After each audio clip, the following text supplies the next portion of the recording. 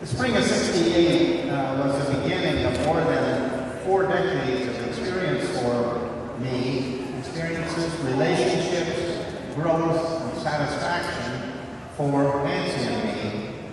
Little did we know in 1968 that in a few years, a young chemist named Mark Linnerud would be appointed as chemistry teacher at the academy. That allowed me to leave the teaching of chemistry to a master and move over to physics, where I probably belong. By the way, I see some of these classes 73. I think it was in my first class over at West Hall. So, yeah. Well, Mark and I have spent about 1,000 weeks as a team teaching chemistry, physics, developing the lab science course. We introduced the freshmen to chemistry and physics because the educational goal was to provide a foundation under biology for our students. We realized in those days, if you think back to biology in the 60s, it was mostly what Mark and I said was stamp collecting, but it moved, and we could see, knowing chemistry and physics, I guess, that the discipline that was developing, the modern biology, so that if you were going to understand biology, you had to know chemistry and physics, because they used the laws correctly. Our alumni certainly can testify that they were well prepared to pursue medical and engineering professions in these disciplines that were afforded by superior education in math.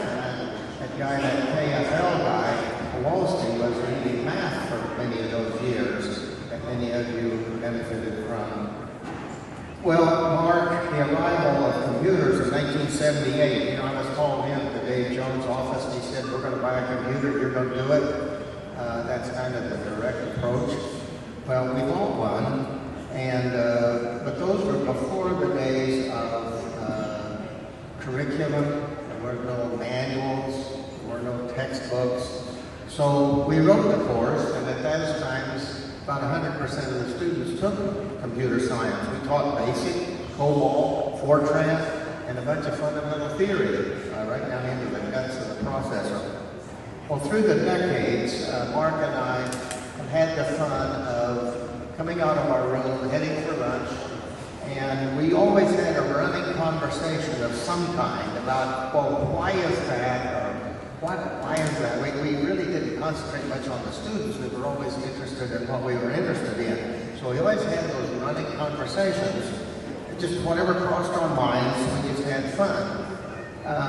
So sometimes I was faced with teaching chemistry, and oh horrors, Mark knew how to do and set up the labs.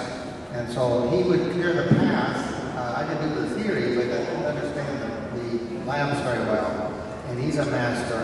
And so he cleared the way for my chemistry students to have a great chemistry background.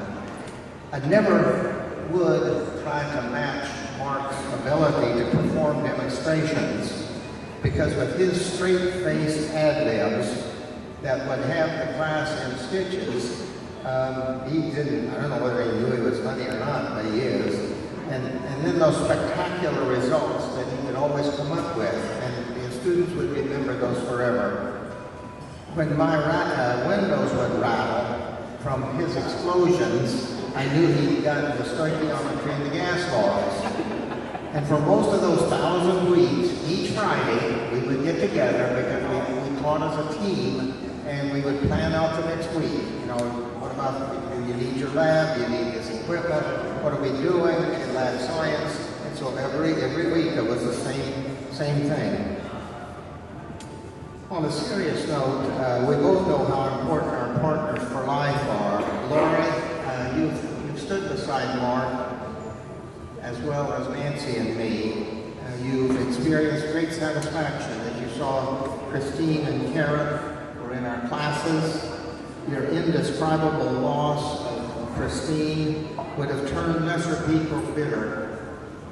But you and Mark have continued to live and to love, modeling gentleness and compassion. And Karen is in that same mode. She is inheriting her parents' sweetness. And I don't know what other word to describe Mark and Lori, but a great deal of sweetness. What a privilege to have worked beside you, Mark, and to have the model of, I'm trying to come up with a word, but a model of a truly gentle gentleman. Who can ever forget, those of you who were there, who can ever forget one of the finest commencement speeches ever given, as Mark had the crowd rocking their imaginary infant, because his point was, it takes love. Others might remember your explosions, but I remember rocking an invisible infant at your request of gentleness. You've held that bar high for the rest who follow you. And what it means to be a teacher passionate about chemistry, but of what it means to be a true gentleman. Thank you, my friend.